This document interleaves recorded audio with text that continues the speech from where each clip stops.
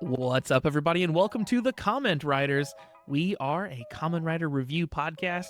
Today on the show, we're going to talk about Kamen Rider Gavv episode 35. I'm your host, Josh Meek, the Uber Geek, and I'm joined, as always, by my good friend, Toby Tobes. How's it going, Toby? Dear Live Journal, my Kamen Rider has a Guchizo body count. We talked about that line in the Discord today. So I knew Dear Diary, My Teen Angst has a body count only from the band from First to Last. They're like, what, first EP or first record or whatever that they put out was named that, and that was the only reference point I had for that line for my entire life up until literally today when you told me that was also from Heathers. This is what that cracks me up because that was a 90s 2000s punk emo band thing. Yeah. So I'm surprised you didn't think that was from a quote from something, let alone just like a song title or album title or whatever. So I'm a little disappointed with you on that one. But what was I going to give you shit about? Now I forget. I only ever heard it from them. I didn't hear any other band do it. Yeah. I was gonna say it's not one of those things where like I feel like every couple of years I hit you with a tidbit that just blows your mind. You do. That was my main takeaway, and I think this was probably this year's that this random thing was just a movie quote. I think we've talked about it before. I do have some like weird like movie blank spots, sort of like I probably haven't seen a ton of like 90s movies and 80s movies. Like I think like I've seen like a bunch of movies, and like the majority of the popular movies that have happened really since I came of age and was able to drive and take myself to the movies and go to the movies with my friends and stuff. But like things that came out sort of when I was very young, I never really have gone back and seen in a lot of cases. So yeah, I think I've just missed a lot of weird stuff here and there. So Heathers was 1989 or 1988, somewhere in there. Okay, see, I was born in 87, so right. Yeah. So that'd be the first pass. But the second one I'll give you, like I saw it when I was in high school or college, when I was ripping through all like the 80s horror movies or like that tier, B tier, whatever of types of movies like Donnie. It's like a Donnie Darko of like a different side kind of thing. Like that tier of movie. I feel like every early 80s kid watched at some point in their teenage years and was like, wow, this is edgy. This is me. Sometimes my life sucks so bad I want an airplane to follow me too, like that kind of vibe. I have gone back and like I've seen some of that stuff, like, and some of it through you. Like we used to have like movie before we were even like doing it for podcasts. We would just like do calls and watch movies together and have movie nights. But yeah, that's clearly have not seen Heathers, and also have not seen Donnie Darko, despite knowing pretty much everything about it. It feels like at this point. So I'm gonna give you the challenge to watch it as a fully grown adult type person, because it's one of those movies that I feel like. So like Fight Club, I'll use as an example. Like Fight Club is a type of movie that I feel like people tie their existence to. Yeah, kind for of sure. Vibe. Yep. Yeah. So I would put Donnie Darko firmly in that camp of like that was people's identities at one point, and I feel like it's too edgy for its own good, and everyone thinks it's smarter than it is. So I'm gonna give you the challenge as an adult to watch it now and just see if you think it's like a goofy movie or it's still holds up and deep. Because I think it's already tainted for me. I already A, didn't get it because of the dumb time loops and everything else, and B, it's just not for me. I might just be missing something in it, but it's not for me. I haven't seen Donnie Darko yet, but I put what was the other movie we were just talking about? I just lost it. Fight Club? Yeah. I put Fight Club, and I put like Rick and Morty is another good example of this, of just like media that on its own in a vacuum is very good, but then when you take it, like you said, some people like take it way too far and it becomes their whole life and their whole like life philosophy. Those are things that are like the fans ruin the media for me in some cases. Like I remember when Fight Club, first was getting like popular after it came out, and it was like, yeah, this is a good movie. And then you everybody knows that guy in high school who was just like he just became Fight Club, and just like he became the embodiment of like some people just want to destroy something beautiful or whatever the Yeah, like the line Project is. Mayhem, Yeah, like all that kind of shit. Yeah. like that made me hate Fight Club for a long time until I finally came back, and kind of reassessed it and was like, there's something really good here. This is actually like there's some decent art involved. And the same with like Rick and Morty. It's like this is a fun, smart show that shouldn't be saddled by all the crazy Szechuan sauce people that ruin it. So I'm sure the same. I have that feeling about Donnie Darko, but I've not seen it, so I only know the people who are like, no, dude, it's like so cool. Like you don't even get it. It's just like it's so profound. Like I've had that conversation with guys before. So I'm excited to I'm excited to actually see it for myself at some point. Yes, like that same tier of just like I feel like no one gets it. Like that movie specifically, I feel like no one gets. But Yeah. obviously, you can't pretend like when people are asking about it, you can't not know what it is because you get judged for that too. It's like there's no win state here. I think everyone just pretends they understand it and they get it, and then everyone just rolls with it and they all it's a group lie. We all lie to each other together. 1,000%. I think that is true because, well, when I've had conversations about this movie before, it was with younger people, right? Like conversations I'd had in high school or like early college, and they had no idea what was going on in that movie. It'd be interesting now watching it and talking to actual like adults to see if that's Or the even vibe is me. the same, or even you, yeah. But like 100%, everyone who's ever told me about Donnie Darko has no fucking clue what happened in that movie. So it's just Frank the Rabbit, and then Donnie Darko, and then Speaking, at some point they made the more important thing is they made the sequel as Darko, which is about his little sister, but they oh, couldn't. But for whatever reason, like they was supposed to be like kind of like how the Whoever's became the new Avengers kind of vibe. uh-huh. I feel like Thunderbolts. there's a reason why it was S Darko and not specifically like Samantha Darko, his little sister kind of thing. Maybe like Samantha Darko is something else that was trademarked or something. Yeah, like that's what that's what I'm feeling that has to be. So Because there was I don't know if it's still a thing, but when Marvel was first started making movies, they had to call it Marvel's The Avengers because The Avengers is already a property, like already a movie property. So they had to specify every time they would say it. It's not The Avengers, it's Marvel's The Avengers. so many stupid rules. Yeah, it truly is. Speaking of dumb movies that no one understands, have you ever seen Tenet? No. Okay. I feel like that's the exact same vibe where it's a movie that is very highly regarded and from a director that everyone loves, right? But no one understands that fucking movie. And I saw it and I only in the broadest of terms understand that movie, and I have understood it further from like reading explanations of what I saw. But that's the only way I even have grasped what happened in the course of watching that film. And I very wildly day to day whether that's an experience that I value having or if I'm feeling more like, dude, I got work in the morning. Just tell me what's happening in these movies, you know? What was the time travel one that was super indie but everyone loves? That might be Tenet because that Tenet is its focal point is the kind of time travel and time manipulation. Uh, I would say, was it super indie though? Like the one that I'm No, thinking that's of very was Tenet is mainstream, super Primer. mainstream. Primer. Oh, Primer, yeah. So, I movies sometimes are hard for me to follow in the first place. Again, I'll call it the Donnie Darko problem. But there is someone made like a flow chart of Primer because there's so many time loops and bullshit things happening. And if I have to read a flow chart to understand a movie, like I'm not gonna be able to understand. Like we're going too far. Oh man, I With just found that timeline and it's so much more dense than you could possibly imagine from your description of it.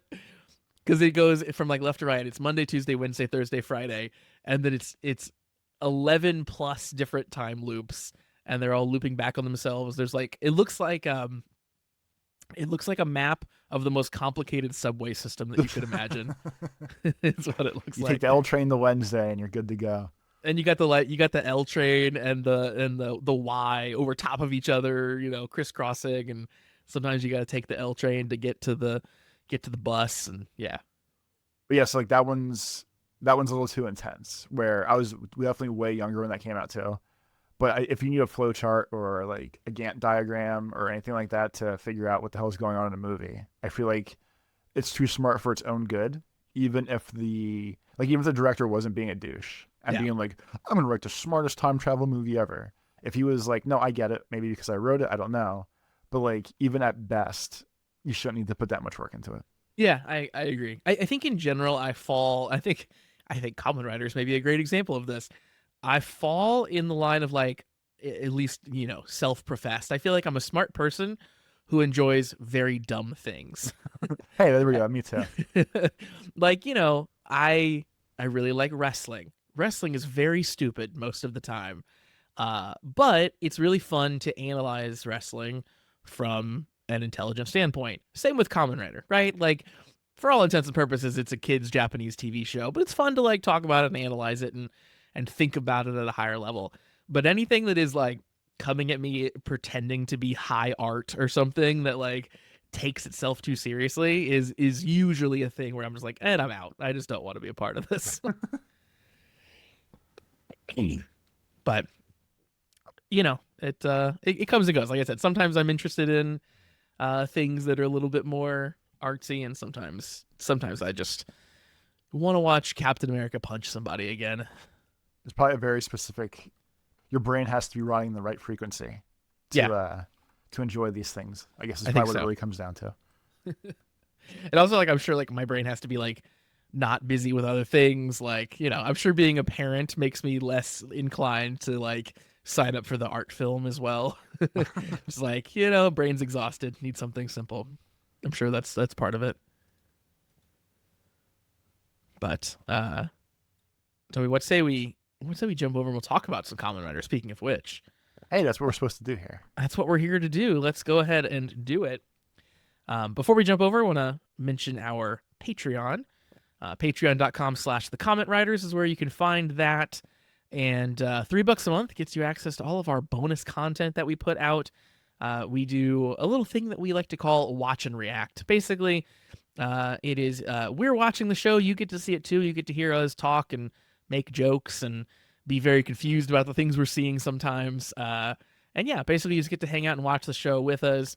And if you sign up now, you get to watch a whole bunch of series with us that we've done in the past. We've watched all of X-Aid, all of Kamen Rider Black Sun. We've watched through all of Boon Boomjer. Almost all of O's. Almost all of O's at this point. So lots and lots of stuff. And you get it all for $3. So patreon.com/thecommentwriters is where you can find that. You also get access to our Discord. You can hang out with us and chat with us all week long as well about all kinds of stuff. You can find out that I've never seen the movie Heathers as it happens live. And if you're on the fence about the Patreon, we understand. We have an offering for you as well. We have the first 3 episodes of each of the series that we have watched are up for free on the Patreon. So you can head on over to patreon.com/thecommentwriters. You can click follow for free, and then in the collections there is a free collection, and you can access a whole bunch of free episodes to see what it's like and see if you enjoy it and see if you want to sign up for the rest of those. And we hope that you do. So that is the Patreon, patreon.com/thecommentwriters. And today on the show, Toby, we're going to talk about Kamen Rider Gavv, episode 35. And I feel like we've got a lot to talk about in this one. There's a lot of things that happened that I was like, I need to say this out loud to Toby. I need to double check, did this really happen? Kind of, yeah. Sometimes I end up watching these shows for like whatever reason. I end up watching them like kind of late on Sundays, just sort of like after everything else is done. And there are genuine times when I'm watching this of just like, did that really happen, or did I fall asleep while I was watching this and like dreamed about Kamen Rider? That's beautiful. Yeah, not that it's boring, but just like passing out of exhaustion or something. But Yeah, this one had some funny bits for sure. But we open with a not so funny segment. Of course, we've had some turmoil in the Stomach family, and Longo is the former president, is talking to the new president and vice president of the Stomach family. And basically, he's again confirming that we kind of were hinted at it last time. We were kind of talking about maybe this is a direction this could go. He really is taking the by any means necessary approach to gathering up the necessary humans to make these, like, whatever it is, 10 million dark treats or whatever that they have ordered. And he again is checking. He's like, so when you said I could do anything, you mean anything, right? And Lascelles speaks up and says, yeah, of course, like whatever it takes to make the order. And it was interesting. I thought Jeep was like not into it either. So there's a little bit of tension there in the new couple, I think. Yeah, because obviously she's running the ship, and he's a good, I guess, a lackey for lack of a better term, where Yeah, absolutely. he's just going to follow whatever the waifu says. And even if it's not like the smartest idea, like he obviously deep down knows, oh, we can't really hide that well if we're going to mass murder thousands and thousands of people at a time. And he had some reluctance to it or hesitation with it. But the wife was like, hey, you're going to go cut the grass today. I don't care. There's a lightning storm out. And he's just like, yeah, I guess I got to go outside and ride that mower. Yep, pretty much, yeah. He has a little exchange with the elves because he picks up a device that he had ordered. But let's chat sort of, I guess, about their plot, since we kind of had hinted at it last week. Or at least it was one of our guesses, sort of, as what might happen. It kind of came true, pretty much what we were saying, of just like massive swaths of people are now disappearing. So we get to see a cruise ship, a stadium, an airplane, like a bunch of collections of people just disappearing in mass. That felt very shocking to see, almost. Like, when you really think about it from like a human standpoint, it's just, he became like the worst terrorist in history, right? Like, in one day. And I know they'd been like killing people for the whole show, but like he wipes out an entire stadium of people. That's like 30,000 people, they say. He wipes out an airplane. That airplane's gonna crash to the ground, right? like there's just like so much destruction that he does in one day in this episode. It's kind of hard to fathom. Yeah, like I guess like the crazy part is because like we said, we joked like, oh, it's gonna be millions of people, and they were setting up, like, tied to the one part was like, oh, this horse band, we're gonna go watch the horse band, they're sick. And it was that, like, a baseball stadium was another one, the plane, like you said. And I guess it at least goes to show that the argument was, we're really not gonna be able to hide what we're doing if we get this insane with it. And that was at least effectively what the plot was. It was, hey, we're doing all these insane things, and now a good chunk of the world is like, wow, there's a lot of shit disappearing right now. Like, what are we doing here? What's going wrong? What is actually happening here? Because this is nuts. It felt like a genuine ramp up for the show, because before it was mostly, we're sort of hiding behind plausible deniability. Maybe at most like an entire classroom, an entire movie theater of people disappeared, but that's still like much smaller scale than what we're seeing here today.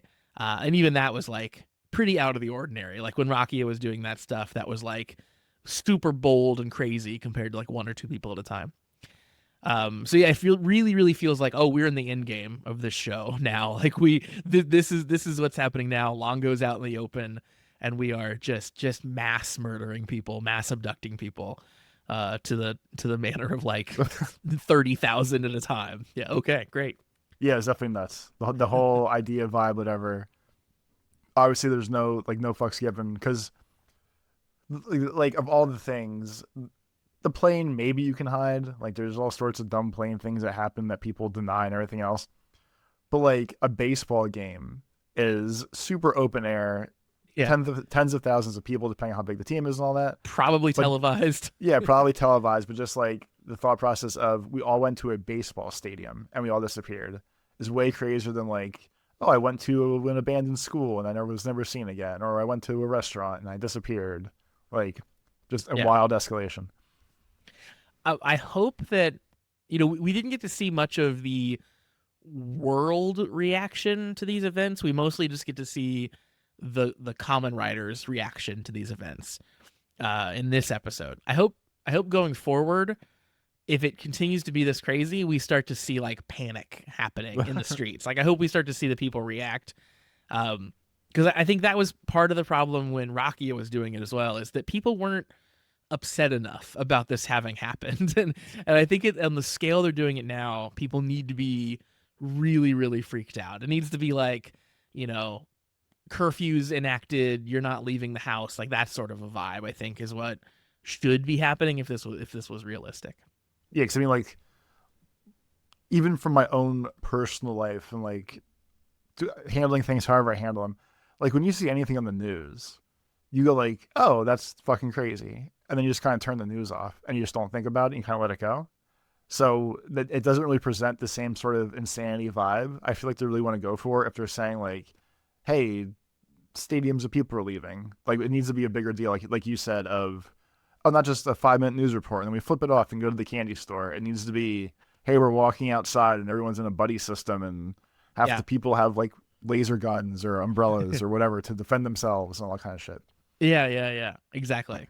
Yeah, because we were talking about a thing that like, isn't just the thing you see on the news. It's like it's affecting your backyard basically, and at this point, this many people got disappeared in this one episode. Probably someone right? Like, or like, hey, I know a guy who knows a guy who was at that game and he's gone now or something. Has to be coming true. I guess too, like tied to that, and the general quote unquote problem I have with some of these shows, but it's a general thing too. It always just seems tied to Japan. I know it's a Japanese show Yeah, and no, it's that's crazy, definitely but like even with that, even though I feel like Boon Boomgers as the other example of that had like a mass hysteria panic thing before, like I feel like that at least presented a little more worldly or globally than some of the other stuff does.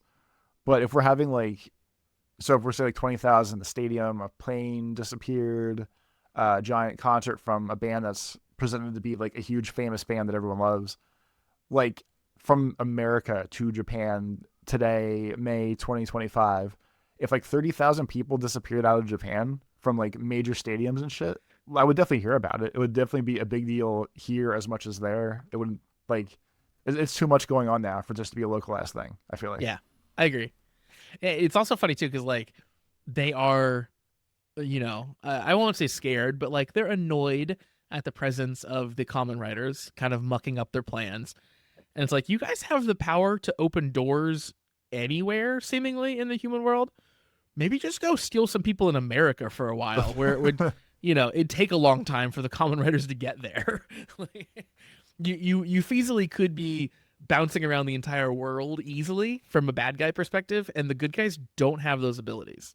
Like the one time that they, needed to, they had to break into the headquarters. Like they don't have the ability just to jump anywhere they want. They're sort of stuck in this one city, and that's the only city you seemingly pull people out of. Yes, sure. I mean, and even to go back a step further from that, even if they are localized, like the part of Japan the show is taking place in, even if it's like the dead middle of Japan, all you gotta do is go to one of the tips, either coast that's however many hours away. Like go eat a bunch of people. Little Red Gav's not getting there that fast. Knock yourself out, then jump to the other side of the country. Like you have warp powers, he doesn't. Anything. Yeah. Just don't go in the literal place where the person that kills all your shit always lives. That just seems like a bad idea. Agreed. This has been a thing though since literally the beginning of I think this genre. Like just even Power Rangers. Like if you go back and think about it, like why was Rita always attacking Angel Grove? Like that doesn't really make a ton of sense. Like those kids always piss you off. Yeah, she was so mad about those kids. Just go somewhere else. Now, I guess in that particular one, those kids could sort of teleport anywhere on the world they needed to. But yeah, it is funny when you start to think about it. It's like, why are we so isolated to Japan here? Yeah, I mean, like, and obviously for this part specifically, I mean, almost any TV show would do this. It's very much Yeah. just nitpicking for the sake of making jokes and conversation. Like I recognize that we're good. Yeah, I'm not upset about it. It is just a funny point. Yeah.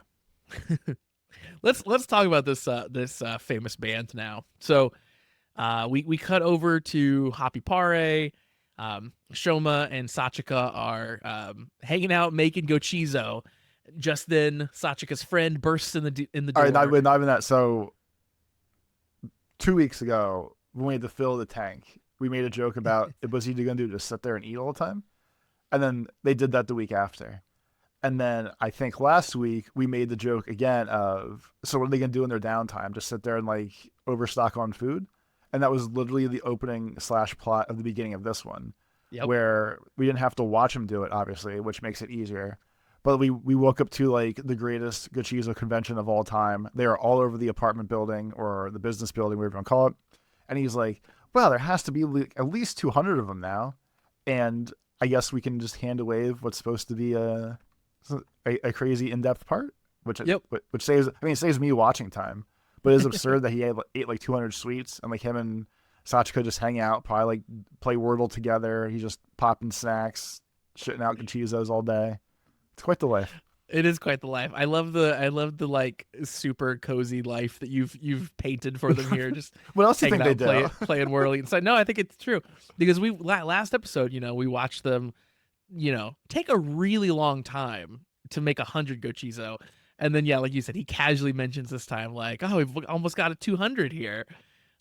Is very funny that we just now get that sort of in between the episodes. Obviously, we do, but it's funny from a time concept, and also hilarious that he specifically mentioned 200 because now they get like 2 free uses of the pod. They get a freebie. Like, yeah, they're covered for this episode, and then depending on how the life setup work goes for the next week or two here, like next week we can. It honestly is probably enough where next week he won't use the form. And then the week after, they'll be like, well, more on Kids Watch the show. It doesn't matter anymore. Yeah. And you'll vaguely remember he prepped one time. And they'll probably never show him prepping again. But he can go master form whenever he wants to going forward. Like, so my guess is skip next week. And then every week after just doesn't matter. We've hand waved away the whole problem.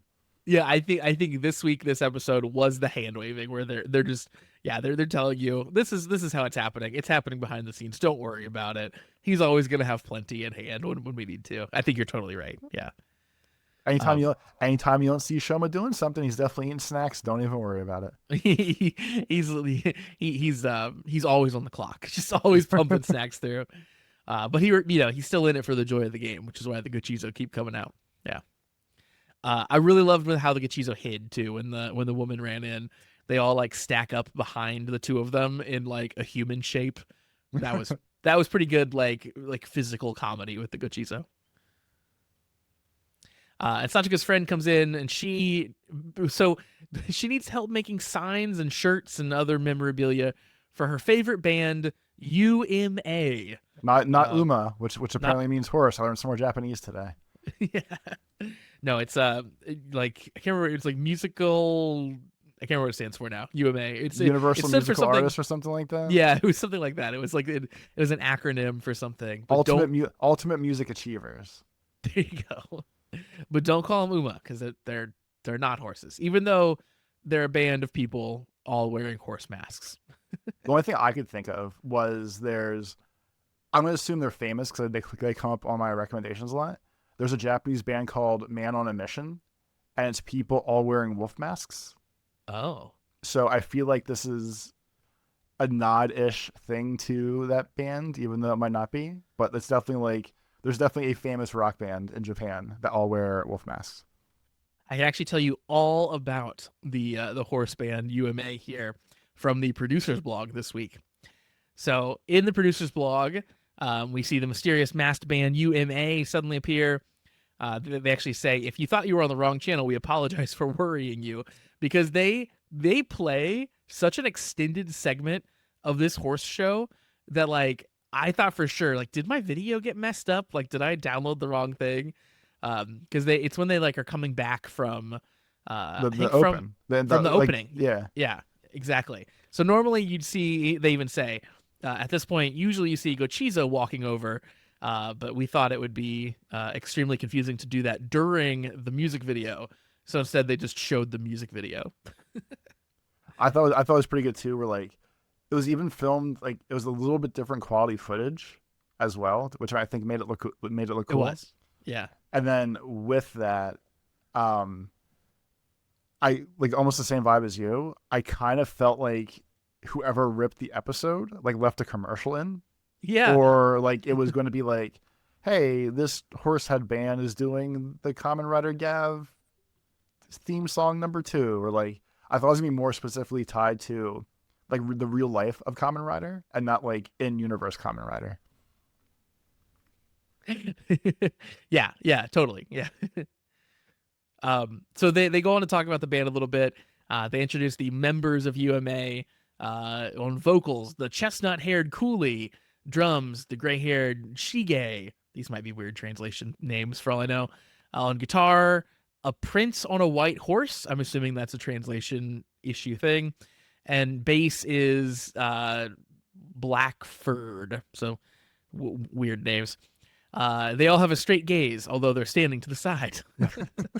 Let's see. So they talk about who they're actually played by, which are not names that we really recognize. But the song that we hear is the, quote, dubbed version of a real song by a band called Crab Club. That's a good name. Yeah. And the above-mentioned performers who gathered for this occasion wear horse masks to perform the song. Although they won't be recording, they still need to move in sync with the lyrics, chords, and rhythm. So the performers, who usually work in different bands, came into the studio to practice beforehand. And then on the day, they performed wearing horse masks, which they'd never used before. So I guess it was a little bit of a challenge for them.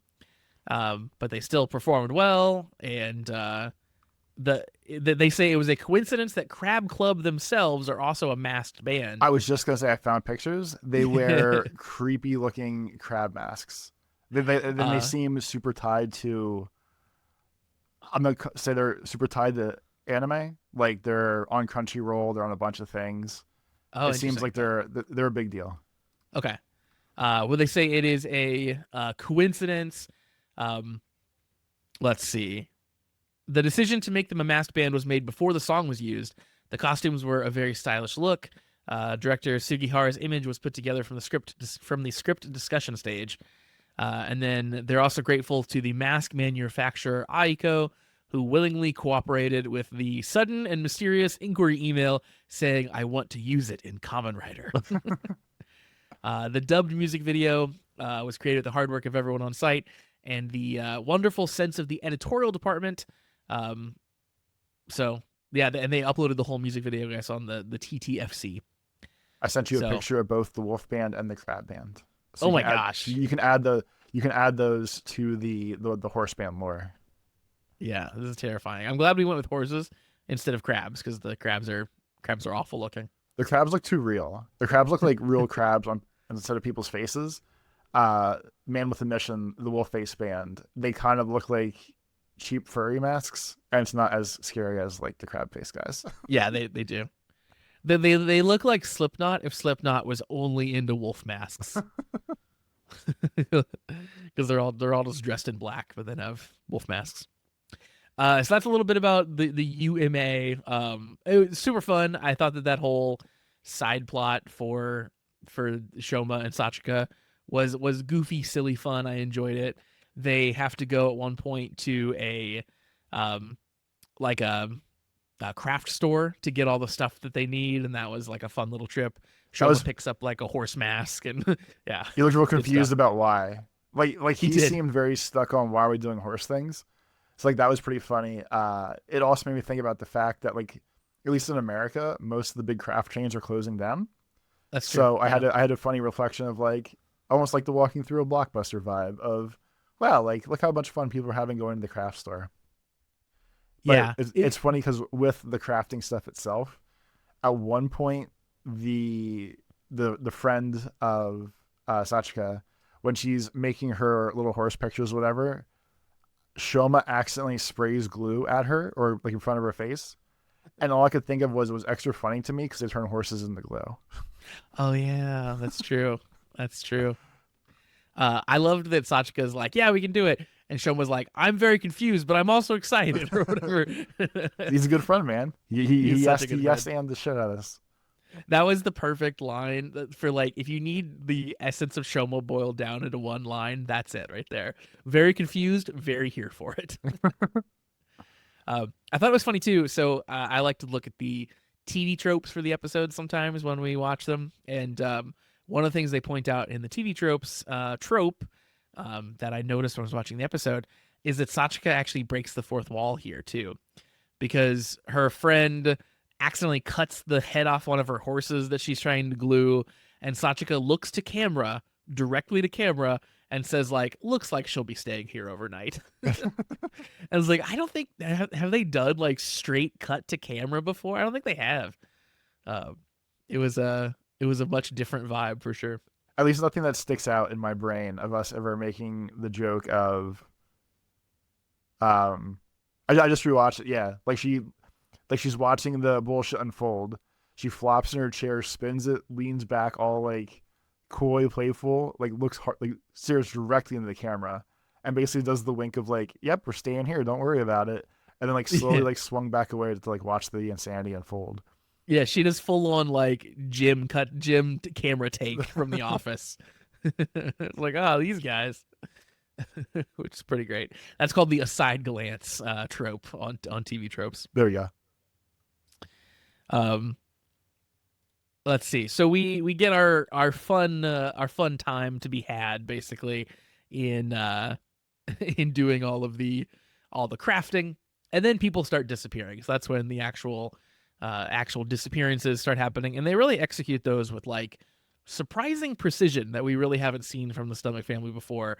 Longo just kind of sends his agents out, and they kind of like work in secret and get things the way they need to be, and then people just start instantly disappearing.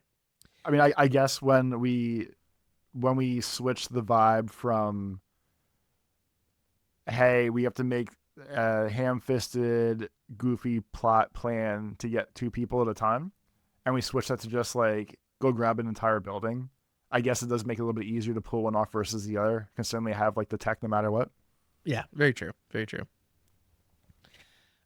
Very quickly, the three writers start to realize that something bad is happening, and they all gather basically at Rakia's place, and they all realize, of course, that Longo is probably at play here, because, as Rakia points out, it was Longo's idea for Rakia to use his toxin on large groups of people so that he could capture them, and because they did surgery on Rakia, they might have taken a sample of his toxin, and they might still have it that they're using for these disappearances as well. So all that makes perfect sense from a storyline standpoint. But then we find out that Rakia is, I guess, kind of feeling bad for his role in the Stomach family's work, and specifically, he wants to know if Shoma or Hanto had told Sachika that he was responsible for all those people disappearing, and it hadn't dawned on me yet that she might not know. Like I hadn't really thought that through. But I thought it was very cute that he's worried about it because he likes her so much, right? Like he's made friends with her, and that's very cool from his character perspective. Yeah, from like, cause especially from the whole "I care about none of you idiots" to Yeah, okay, another Granut's kind of okay to okay, humans are worth being around, and then like his Sachika arc specifically. He's like, it's just like, it's almost like the vibe of they're dating, and he's like, oh, do you think she knows how much of a fuck up I used to be? Like, I'm trying to not be bad anymore, but like, did any of you guys happen to tell her so I don't have to, or should I go tell her, or what do you think I should do here? it's exactly the vibe. Yeah, yeah. I think with Shoma, it's more of like a mom vibe with her, and yeah, with him and Sachika, it feels a bit more not like romantic, but like yeah, at the same level or whatever. Like he cares about what she thinks of him, and he thinks that they've been doing okay so far as their relationship goes, and you can tell he like is really scared to ruin it. Yeah, And well, especially that's too, like, very because cute. like he thought about everyone else's stories. I think like you said, and then telling her, and he's like, I feel like I feel like also he's feeling out like. So when you guys tell her that you fuck up, like, does she get real mad about it, or does she just kind of get it, or like what kind of what fight do I need to expect going into this before it happens, kind of deal? Yeah, exactly. So that's cool. Another step into him becoming Human like human. whatever. Yeah. I was gonna say human, that seemed mean, but like, yeah, to like care about other people and stuff. Yeah. But he's not human, Josh. It's okay. He's not a human, but that's why it seemed mean, because it made it sound like I was like anti Granute or something. I'm not Hanzo over here. I thought it was very funny also in the producer's blog. They talk about what Rakia is doing when he hears the news about the people disappearing, and he's kind of sitting at the desk and he's working on something, and you can actually see it a little bit. He's working on kanji drills, like he's filling out like sixth grade kanji notebooks, like he's in school. Because again, he's a Granute. He never had to learn how to write Yeah, his kanji. yeah. I guess. Yeah, He has to assimilate himself into the new world that he lives in. exactly. So that's what he had on the desk. That's what he was doing, which is pretty funny.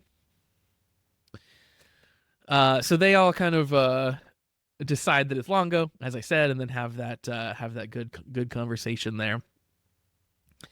We go back to the boardroom. Jeep is talking to Longo about how, hey, these press numbers are pretty impressive, but little red Gav's gonna show up sooner or later. He's gonna And do his annoying thing. yeah, Longo basically tells him like, yeah, and when he shows up, I'll take care of him, like very matter of factly.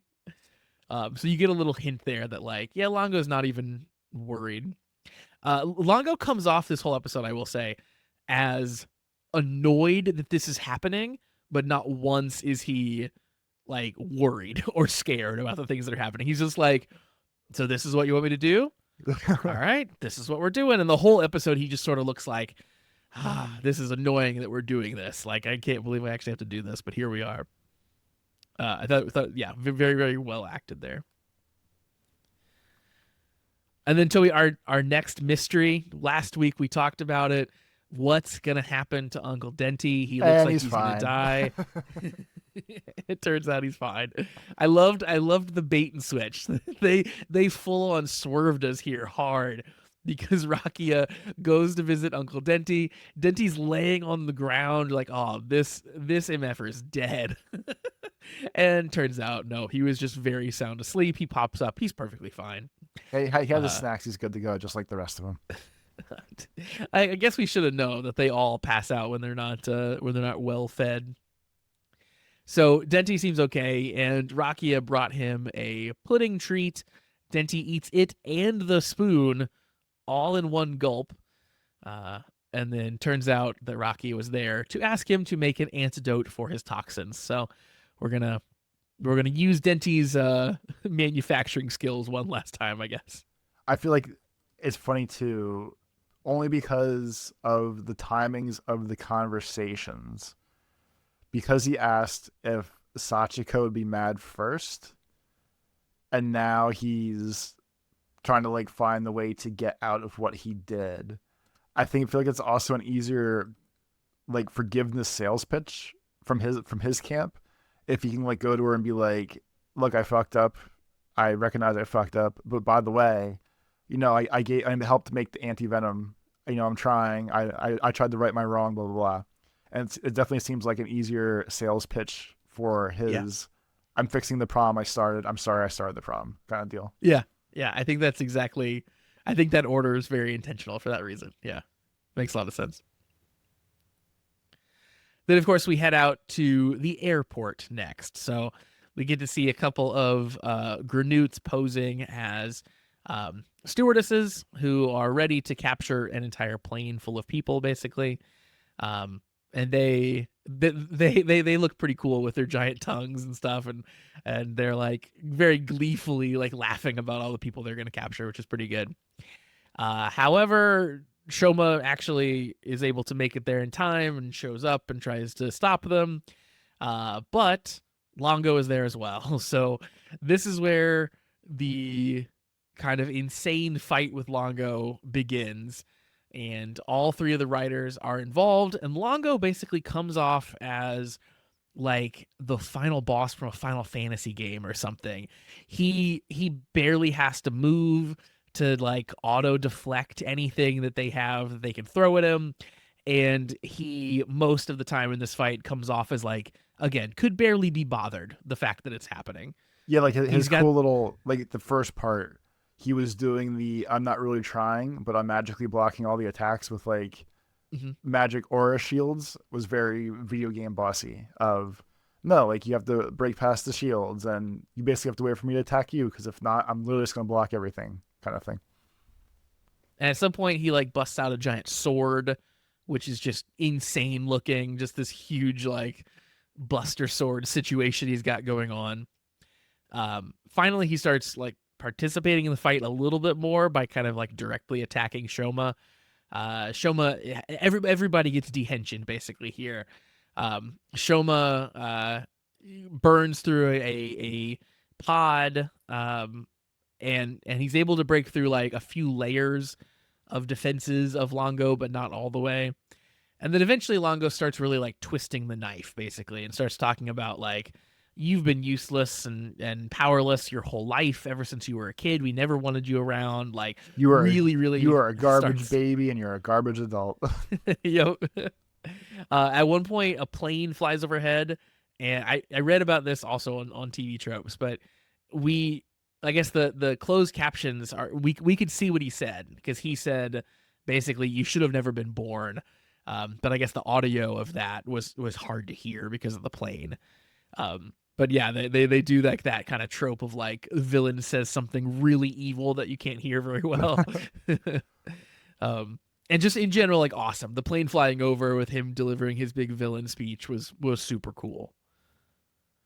We also get to see finally he goes into his full Granute form, because most of this fight he's doing in his human form, and then finally, because Shoma busts out the big Gochipod form, he pulls his little device, and we get to see his full transformation for the first time, his full body. We'd seen his head and stuff before, but we get to see his full body.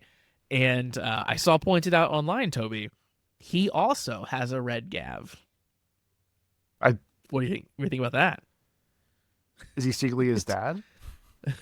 I don't know, but he's got a red Gavv. Of course, his is very monstrous and like takes up his entire chest, but it is very clearly red. Like it is intentionally red. I mean, they're brothers. That's true. That's true. Like I don't know. like, I can't remember if we've seen the dad in full Granute form or not. I don't remember. for the one flashback he was Okay. in this episode when Jerk Brother was going through the whole list of like delineating like these are the times you sucked.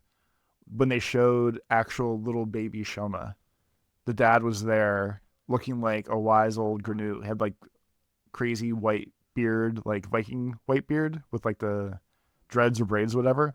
And he was like, these two you do not touch. Don't even bring this back up to me.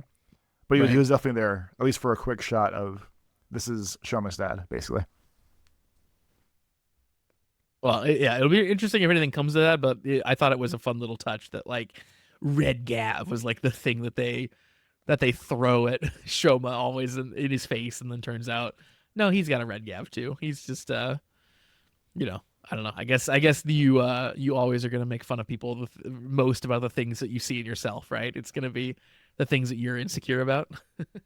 And with that, even it kind of adds to the fact that they call him little Red Gavv. Like I know it's to call him a runt and everything else, but then like that makes Longo Big Red Gavv, and that's true. And that seems fine.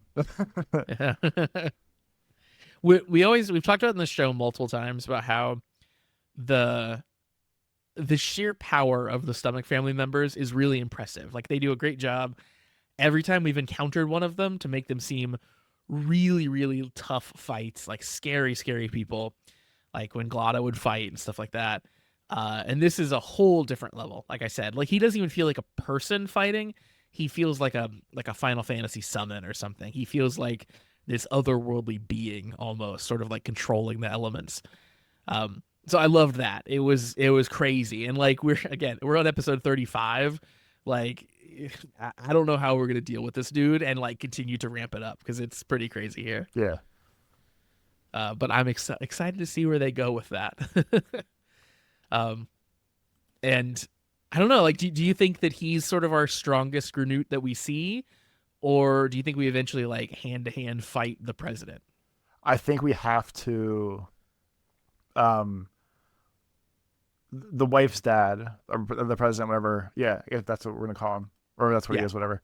I feel like he has to be like the final boss. And whether the Stomach family helps Shomer or not to get the business back, I'm not sure yet. But I definitely feel like the president has to be like the final big that we're gonna come to here, just because there's too much time left in the show for this. I feel like if we start the final arc with just Jerk Brother now, I feel like there's too much time where we can't fill it up. yeah. I think you're right. Yeah, there's it could. I don't think this is the way that they're gonna go, but there is a Spider-Man um comic series, or I guess storyline from when I was a kid, where Where Longo has uh radioactive semen. no, Oh, a different one. Okay. different one. There's a villain called Morlun, Morlun, and Morlun is this like, I guess like immortal vampire, basically is what he is, and he and his family like hunt spider people throughout the timeline. And there's a series where Morlun first gets introduced where he's coming for Spider-Man, and he's just indestructible. He cannot be stopped. And they do a great job in that series of like hammering that point home. Like he beats Peter Parker down to a pulp and like kind of destroys a big hunk of the city, and like Spider-Man gives him everything that he can, and it's not enough. And Morlun's barely touched, and he's still coming. Like that was almost the vibe I got here from Longo. Like if Longo really cared, he could go like raise the fucking city and figure out where Shoma and the rest of them are, and just end them, right? Like if he wanted to, he could just keep walking forward and just Tokyo would be gone. That was like the same vibe I got as the like old Moreland comics. And then Uh, Morlun killed Spider-Man too. We give him credit. He was definitely tied to a death of a Spider-Man. yeah, for sure. Yeah. He well, he's gotta eat those spiders and be strong boy for future. There's a lot wrong with that. So that was J. Michael Straczynski writing those comics, and there's a lot wrong with that series, but it was really fun too. Like there's a lot of weird, crazy stuff that he introduced. Some people hate, but it's a good run of Spider-Man comics. All right. Let's jump over and see if there's anything else in the producer's blog for us to point out, since I was kind of pulling out bits and pieces of that. We talked about the kanji, which I found to be very funny. We talked about the horses. Um, they actually did the like on scene, on location shots of the airport where you could see the planes, but then the inside shots was actually a film studio where they recreated the passenger seating area of the plane. And you probably could have guessed, the other members, other people flying on the plane were Toei Tokusatsu fan club members. Yay. We got to get in that. We got to get in that. We do. It seems like every episode they're like, and then here's 30 more people from the fan club. Like, yeah, we gotta join up and move to Japan. That's all there is to it. Do you think part of it is you have to get your own trip there? Like if you're in the fan club and they pick you, do you have to get yourself there, or will they be like, "Oh, you live in America, we'll send you over. Don't worry about it." I'm pretty sure it's probably get yourself there. I'm sure they put the like call out for like, hey, sign up, and it'll be like a raffle if you want to do it. And then I'm sure that it is just like, you've been picked, be here at this time, and that's all that they get. I'm sure. I doubt there's any like accommodating of them like getting there, flights or drives or Ubers or anything like that. I'm sure it's just show up. You get to maybe be on TV. I feel like as part of their initiative to take over the world and actually like get out of Japan with all their stuff and pretend the United States exists and everything, we would be perfect candidates for people they should fly over So as their American delegates, they can be like, well, look who made it in the episode, and then get us over there. I think they should. Yeah, yeah, we should be representatives from America. Yeah. Yeah, I agree. And one of the funny little things that's very minor that they point out in the blog, but I found to be very funny, is that it was apparently kind of cold when they were shooting at the airport. So they have a shot of all of the crew. Most everyone is wearing kind of like a big winter jacket, except for the director, and he's just in a tiny t-shirt. He So did not apparently care. he's the tough guy. Yeah. But yeah, that's some fun tidbits from the producer's blog. They talk about Dente being alive and well. It was like basically like sort of like we gotcha type of vibe, which is pretty funny. And Toby, we also have an email this week. Let's jump over to the emails. If you would like to send us in an email, you can do that at cast@commonwritersucks.com. Once again, that is cast@commonwritersucks.com. You can send us in emails about anything that you would like, any questions you might have for us, any thoughts about the show, or anything in between. We'd love to hear your thoughts. And we have an email this week from our friend Shade. Shade says, Longo did a terrorism. Exactly as I said, yeah. Longo full on into terrorist mode at this point. Shade says, hello everyone, welcome back to another episode of Air Crash Investigation. I'm still currently traveling right now on some business, but I have a bit of time to write an email. Shade says, I do have some time to talk about some of the cool stuff that happened this week. First off, Kamen Rider Majade and Girls Remix is finally subbed. So we've talked about that before the Majade kind of spin-off show. So I'll have to check that out. That's very exciting. Shade describes it as girls kicking some butts. So that's cool. Next up, Shade tells us that the Boon Boomser final live stage show has just ended, and it was very emotional. So everybody got their flowers. All the suit actors presented the cast with flowers. The cast all sang along to Taya's song. Taya passed the torch to Goes You Wolf. And they also announced a new Boon Boomser special, which is Bakuage Sentai Boon Boomser Formation Lap Settlers of the Galaxy. I actually saw on a newsfeed earlier that the Cleaner gets his own spin-off show as well. Oh, hell yeah. That's this one, actually. Shade says the special focuses on Boon Violet and Bundi. I'm guessing this is about what they did on Earth while the Boon Boomers are racing in space. That sounds cool. I'll watch that when that gets subbed. Shade says, now on to some really interesting stuff. Super Sentai recently did 50th anniversary polls for the entire franchise. So here are some of the top 10s. Maybe you guys can even use this list as a suggestion of sorts if you have faith in the millions of Japanese people who voted. No. So Sentai's demographic chart, 41% are female, 52.5% are male. So pretty even split, which is pretty cool.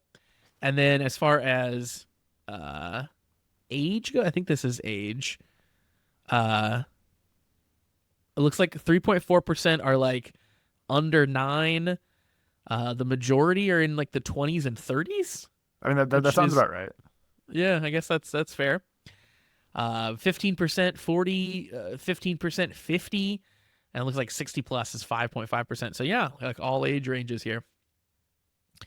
And yeah, as Shade says, almost half their audience are in their 20s and 30s. The data could be a bit biased because casual fans probably wouldn't vote, but still surprising nonetheless. I mean, yeah, like the people who I guess would be online and voting is going to skew a little bit older, but still, that's like people who care to fill out a questionnaire about the show. That's not insignificant. Yeah. Then we get into our rankings. So first up was the best robot ranking. So I'll just go 10-1 here. Number 10 is Boon Boomser, the Bune Bune mock version. Then Kaku Ranger. Number 8 is Tokuger. 7 is Kyoruger. 6 is Gozyuger, which we're watching right now. So that's the 6th best robot according to Japanese people, which we agree. I think we like that robot quite a bit. Number 5 is Shinkenger. Right on, I agree. 4 is Boon Boomser, the Boon Boomser Robo form. So Boon Boozer representing 2 spots on the list here. Number 3 is King Oger. Number 2 is Gokaiger.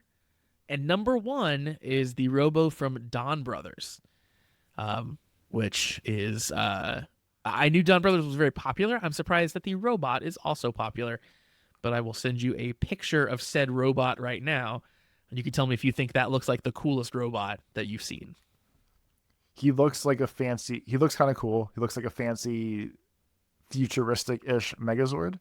I feel like he's sitting in a field of like cherry blossom petals falling, and there's torches lit and banners. So I feel like the background is also doing some lifting to make him look cool. That's fair. Yeah, I think that's true. Shade says it's a great suit and a great toy. It's one of, if not the most fully articulated Sentai mech toys. I appreciate that. I don't know if you were like me when you were a kid and you were playing with action figures and stuff, but points of articulation was like the most important thing to me with a toy. Like I need something to be super posable for me to play with it. I feel like, not that we have the huge age gap, but there was enough where it wasn't that big of a deal. Where like I would make the points of articulation joke now in the past like 10 years or so because I know it's an important thing and I know what it means now. I feel like I wouldn't have thought about it as much as a kid, other than knowing that like G.I. Joe figures had twisty, bendy rubber bands in their stomachs that can make you like flip around stuff more so than like a Power Ranger toy did that was more boxy and like solid. Yeah, I think I care about this so much because I was a G.I. Joe fan and the O-ring was so cool because you could kind of make them do whatever and crazy, like bend their head behind their back and stuff, like bend their back behind their feet behind their head and stuff. Because if you compare like a G.I. Joe, like one of the little ones, to the Star Wars figures that were coming out at the time, like I liked Star Wars, but like those figures kind of suck like to play with.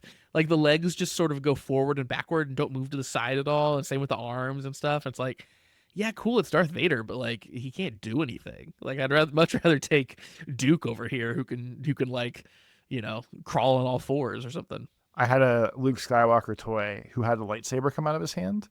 When all that really meant was this: you slid this little lever, and you slid the little blue plastic lightsaber in and out. But I remember that being hot tech back then. And that thing's probably worth like thousands of dollars at this point. I have no idea where it is. Yeah, probably sadly true. Next up, Toby, we have the hero rankings. So where they're voting for individual heroes. Number 10 is Lupin Red.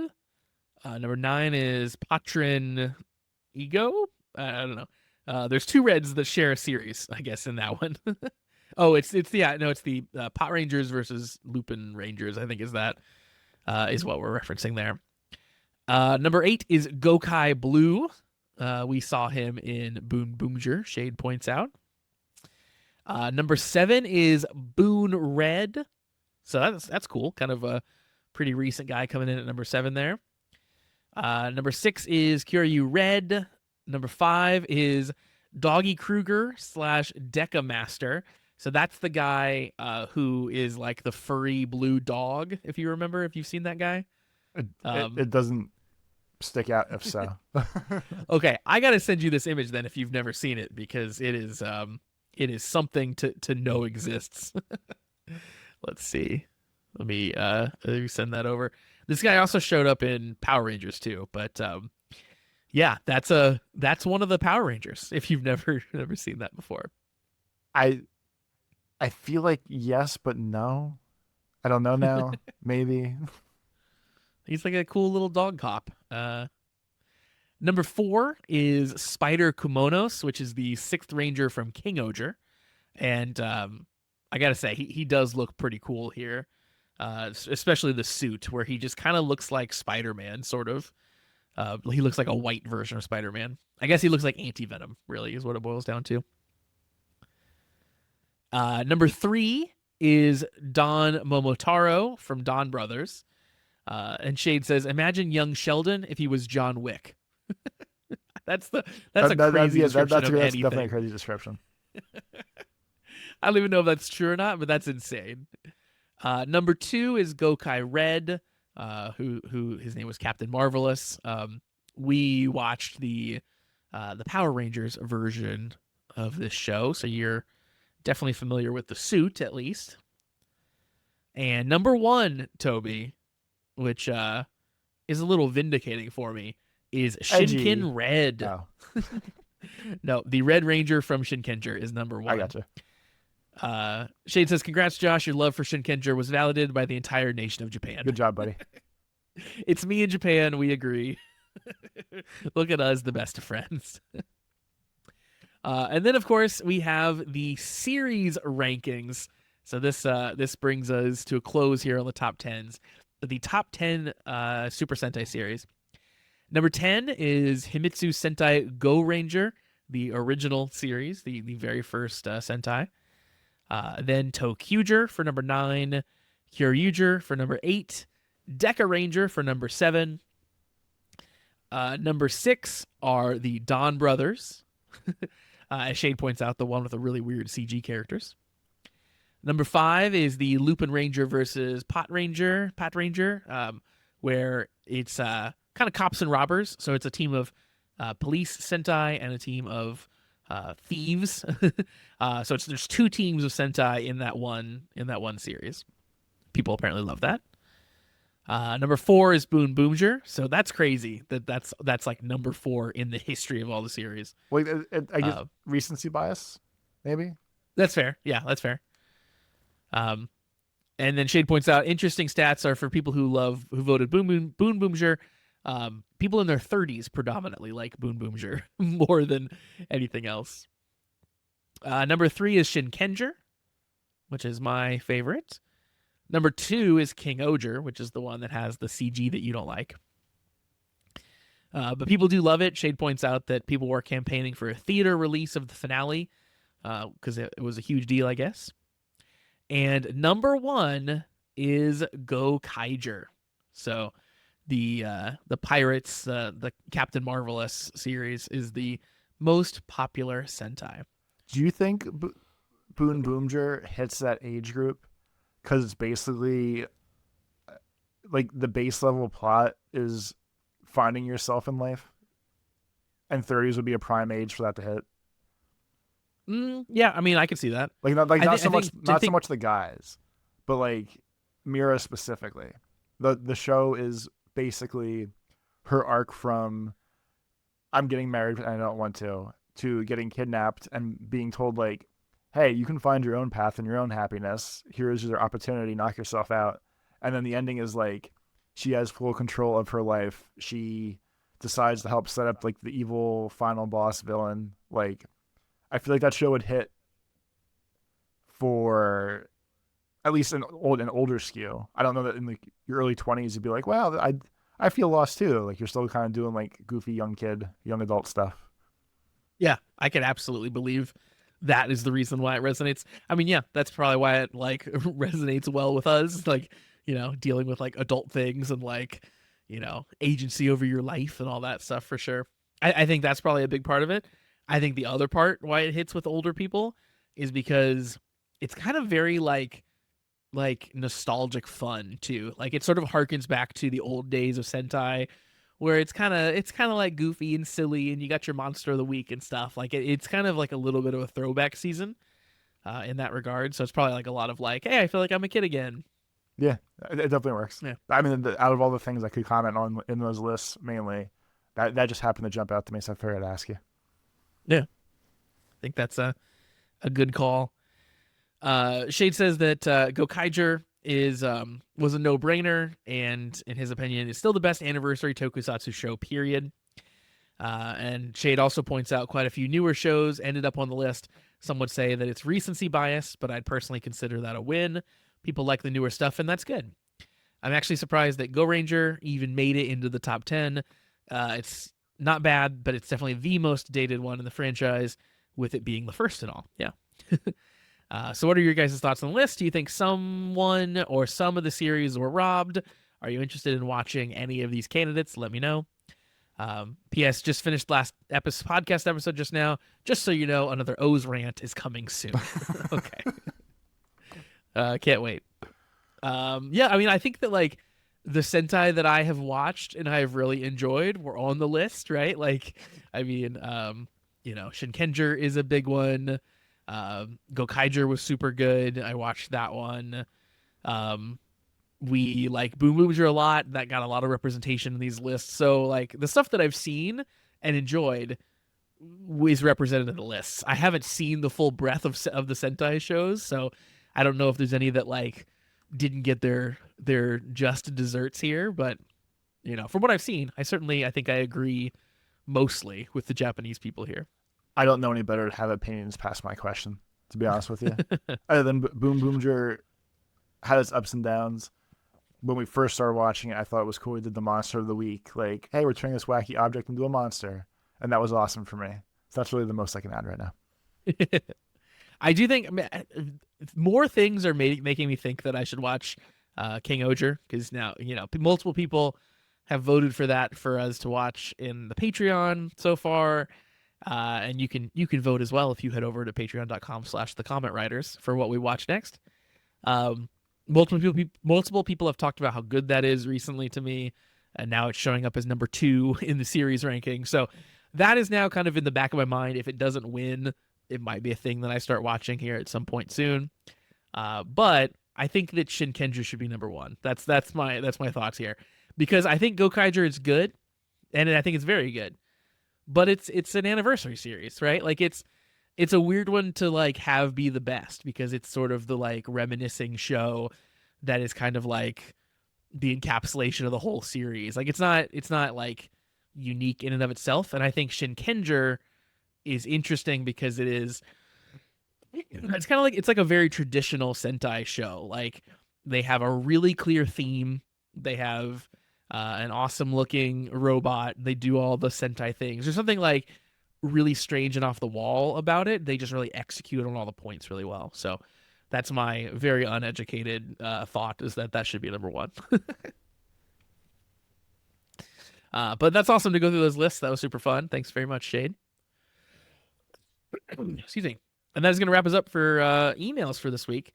So once again, cast@commonwritersucks.com is the email address if you want to send in an email.